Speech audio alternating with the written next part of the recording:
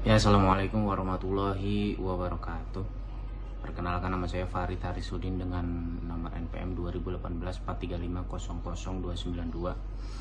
Di sini saya akan mendemokan aplikasi yang sudah saya buat untuk tugas akhir saya yang diajukan untuk melengkapi persyaratan mencapai gelar sarjana dengan judul Perancangan Sistem Informasi Manajemen Cuti pada PT Raikom Dokumen Solusi Jakarta Pusat berbasis Java NetBeans. Dengan dosen pembimbing materi saya adalah Ibu Ambar Trihapsari MKom, dan juga dosen pembimbing teknik saya adalah Bapak Irwan Agus SE MMSI. Baiklah, kita akan mulai mendemokan aplikasi. Di sini saya sudah clean and build aplikasi saya dengan nama Payleaf di sini, dan formatnya sudah menjadi jar sehingga sudah bisa langsung diaplikasikan. Ini kita klik di sini. Nah, ini adalah tampilan login. Nah, kali ini saya akan memperlihatkan bahwa akun yang kita input itu terproteksi, karena kita akan login menggunakan akun yang tidak sesuai. Misalkan admin, terus passwordnya saya acak, saya enter. Ya, kita bisa lihat di sini bahwa username dan password salah, sehingga akun bisa terproteksi. Kali ini saya akan login menggunakan akun IT. Nah, di akun IT ini kita bisa melihat semua fitur yang ada. Di sini ada transaksi, report, dan master. Saya akan menjelaskan fungsi-fungsi dari masing-masing menu di sini, yaitu di transaksi. Transaksi kita bisa melihat di sini ada beberapa tab. Nah, di tab di sini ada pengajuan cuti, pengajuan izin, dan pengajuan izin sementara. Pada pengajuan cuti ini akan muncul data-data cuti-cuti yang sedang diajukan ataupun yang sudah disetujui. Jika kita klik pada salah satu baris ini, kita akan mendapatkan beberapa menu di sini, yaitu kita bisa melihat datanya, kita bisa membuat baru di sini, kita juga bisa menghapus salah satu row dengan button ini, dan ini adalah button refresh. Di sini ada keterangan HRD maupun manajer sudah ACC atau belum, dan di sini ada timeline dari pengajuan tersebut. Di pengajuan izin juga seperti itu, dan juga termasuk di pengajuan izin sementara. Nah, di atas di sini kita bisa melihat kotak-kotak di sini ini menerangkan berapa baris yang ada di dalam setiap tabel-tabel yang tersedia di sini. Lalu kita masuk kepada menu report. Pada report di sini juga terdapat beberapa tab. Di sini ada tab cuti, tab izin sementara, dan tab user, dan tab karyawan. Seperti ini. Pada tab cuti kita dapat melakukan seleksi, yaitu seleksi berdasarkan tanggal pengajuan, dan juga di sini ada button print. Kita bisa melakukan seleksi di sini. Misalkan saya akan seleksi pada bulan Juni sampai bulan 31 Agustus. Kita lihat data di sini akan muncul data-data cuti yang dari Juni hingga Agustus. Sama seperti halnya juga dengan izin sementara. Nah, pada user dan karyawan kita dapat memilih berdasarkan divisi. Ini yang muncul akan divisi sesuai dengan yang kita pilih di sini. Sama juga dengan di karyawan, kita memilih sesuai divisi. Untuk print kita nanti akan praktekkan pada bagian cetak report. Kali ini saya akan menjelaskan tentang pada menu master. Nah, kita bisa lihat di sini sama seperti halnya pada menu transaksi. Di sini kita bisa melihat tab-tab. Di sini ada user, divisi, karyawan, dan juga level. Di bawah sini juga terdapat isi dari semua user. Karena kan ini saya login menggunakan akun IT, sehingga semua divisi bisa terlihat ya. Jika kita login menggunakan hak akses admin divisi, itu akan di sini akan muncul sesuai divisi yang dia kelola gitu. Sama seperti halnya dengan transaksi, jika kita klik di sini, kita bisa melihat beberapa button di sini, yaitu button lihat, button hapus, refresh yang muncul. Jika kita refresh di sini juga dia akan menghilang. Di sini juga kita bisa melihat ada beberapa kotak di sini yang sesuai dengan menu transaksi tadi. Di sini ada beberapa baris yang tersimpan di dalam tabel database. Baiklah, kali ini saya akan mempraktekkan bagaimana cara input divisi karyawan dan user. Kali ini saya akan mempraktekkan pada divisi produksi. Kita akan login menggunakan akun Duantika. Oke.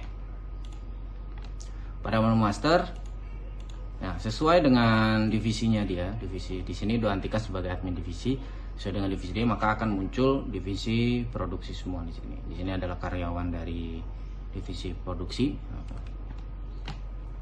Nah, kali ini saya akan membuat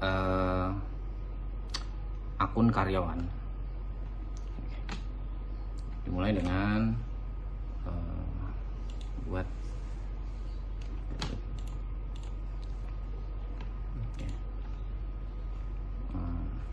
nicknya misalkan RDS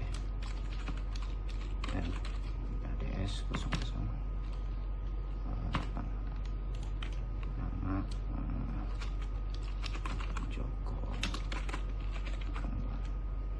Pilih divisi, kita pilih divisi production, tanggal lahir misalkan Februari 1995, tanggal 9 Februari 1995, laki-laki 081, sisa cuti 12, tanggal masuk karyawan pada tanggal 1 Agustus.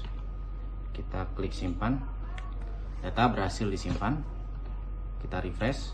Nah, data sudah masuk sesuai dengan divisinya. Kita bisa lihat juga datanya di sini. Nah, di sini. Nah, ini sudah masuk ya, sehingga di tabel karyawan kita bisa edit, misalkan jadi Joko Anwar Susanto.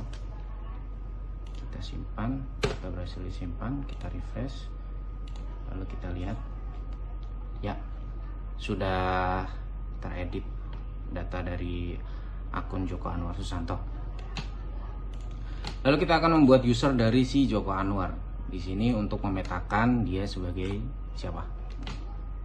Oke, kita buat di sini user.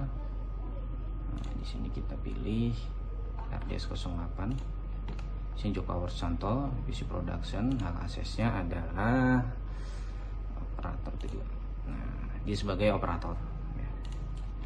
Kita bikin sebagai Joko, password A. Kita simpan. Data berhasil simpan, kita refresh. Ya, data sudah masuk ya di sini. Kita bisa lihat di sini. Ya, ini akun dia sudah masuk.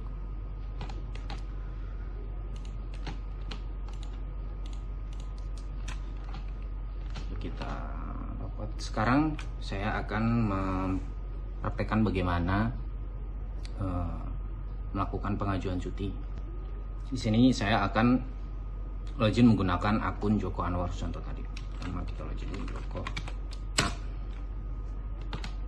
di sini kita bisa lihat bahwa pada hak akses operator itu hanya terdapat transaksi saja. Kita klik. Karena dia belum mengajukan satupun pengajuan, sehingga datanya masih kosong semua ya. Di sini kita bisa lihat masih belum ada data. Kita ajukan pengajuan dulu. Ya, pengajuan cuti. Nah, di sini kita bisa lihat sudah langsung terdeteksi bahwa dia Joko Anwar Susanto dengan nicknya sekian dan cutinya sekian. Tanggal pengajuan pada tanggal hari ini yaitu tanggal 7 Agustus 2022. Sini jumlah hari yang diambil untuk cuti adalah 2 hari pada tanggal 9 hingga tanggal 10. Nomor telepon darurat.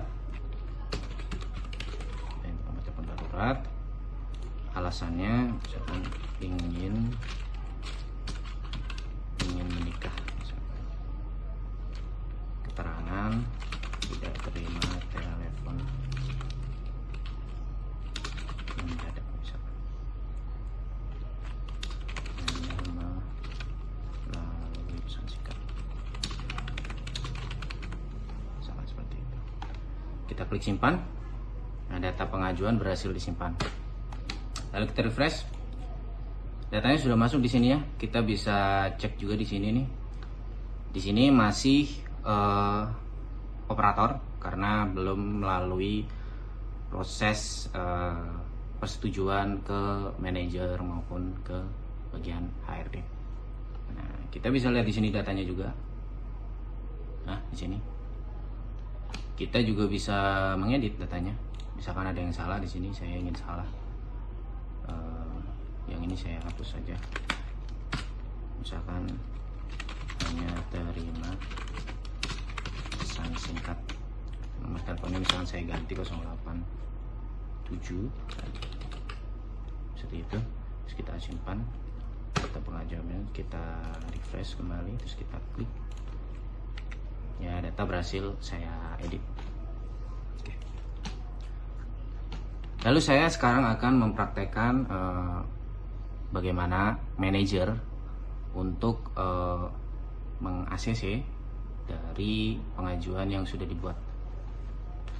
Pertama kita login dulu ke akun manajer dari divisi produksi. Kali ini saya akan login menggunakan akun manajer. Di sini akun manajernya adalah namanya Riris. Ya. Di sini bisa lihat pada hak akses manager, dia bisa mendapatkan akses untuk report dan juga transaksi. Nah, pada transaksi ini kita bisa lihat di sini ada satu pengajuan yang belum di ACC oleh manajer. Nah, pada menu transaksi ini sesuai dengan fungsi yang saya buat, yaitu manajer hanya untuk meng-ACC pengajuan yang sudah dibuat oleh operator SPP ataupun project leader, sehingga yang tampil pada tabel di sini hanya yang dia harus ACC, dia harus setujui atau dia harus tolak. Kita bisa klik di sini. Nah, pada di bawah sini kita bisa ngelihat ada button untuk mengubah status. Nah, ini adalah button khusus manajer dan juga khusus HRD. Kita ubah statusnya, dan di sini ada dua keputusan, ya, setuju atau tolak. Kita terima, kita refresh. Nah, datanya sudah hilang ya karena sudah disetujui oleh manajer. Kita cek di akun Joko Anwar tadi. Kita bisa lihat. Nah, di sini pada pengajuan di Joko Anwar tadi kita bisa lihat di sini sudah ada timeline baru, yaitu ACC dari manajer. Oke. Lalu kita sekarang akan login menggunakan akun HRD. Di sini sifatnya hanya HRD mengetahui, sehingga kita harus login menggunakan HRD.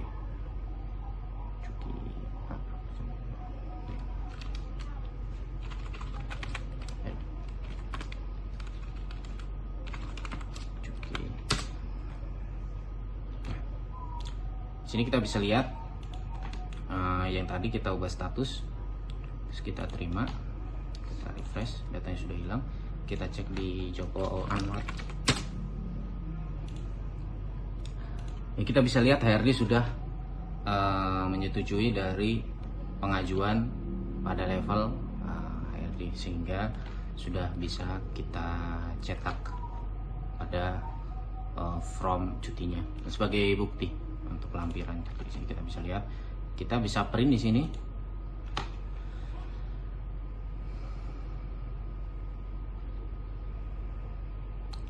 Ya, kita bisa lihat di sini sudah terprint ya di sini.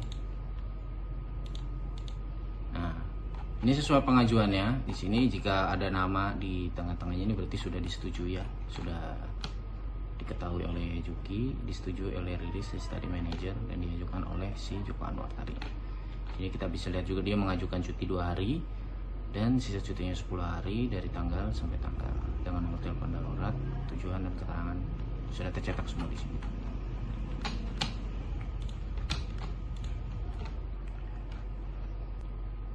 Kali ini saya akan mempraktekkan bagaimana caranya untuk mencetak report. Cetak report sesuai dengan divisinya, karena yang mencetak report adalah admin divisi. Oke. Kali ini saya akan login menggunakan akun Doandika yang tadi.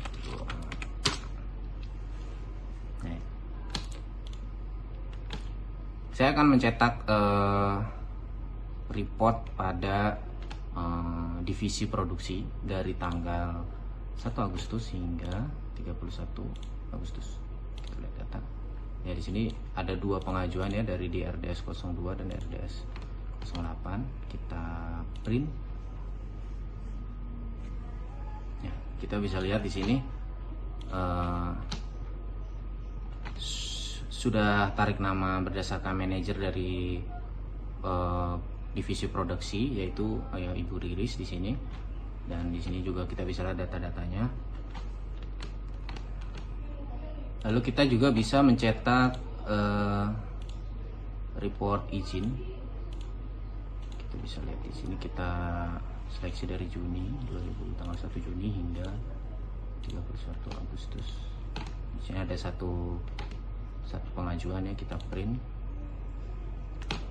Ini adalah desain, sama dengan desain laporan cuti, cuma di sini bedanya ada laporan izin. Lalu kita bisa juga report pada izin sementara. Kita seleksi pada tanggal 1 Juni hingga 31 Agustus. Kita bisa lihat di sini ada 2 data ya. Kita print. Iya, di sini. Lalu kita juga bisa mencetak data user dan data karyawan. Di sini untuk seleksi cari berdasar divisinya saya hilangkan ya, karena divisinya sudah produksi. Kita tinggal klik lihat data. Nah, di sini muncul, terus kita print. Nah, ini adalah divisi dari produksi, sudah tarik nama berdasarkan manajer juga. Kita bisa lihat di sini sesuai dengan datanya. Kita juga bisa data karyawan, bisa kita lihat juga di sini sesuai dengan divisi dari si Doandika tersebut. Ya. Baiklah, sekian dari saya. Terima kasih. Ya, demikian demo program aplikasi yang saya buat. Kurang lebihnya mohon maaf apabila ada kata-kata dalam penyampaian yang kurang berkenan. Sebelumnya saya ingin mengucapkan terima kasih kepada dosen pembimbing materi Ibu Ambar Trihapsari MKom dan dosen pembimbing teknik Bapak Irwan Agus SE MMSI yang telah memberikan bimbingan dan arahan selama penyusunan skripsi ini, sehingga pada akhirnya skripsi yang telah saya buat dapat terselesaikan dengan tepat waktu. Demikian yang bisa saya sampaikan. Wabillahi taufik wal hidayah. Wassalamualaikum warahmatullahi wabarakatuh.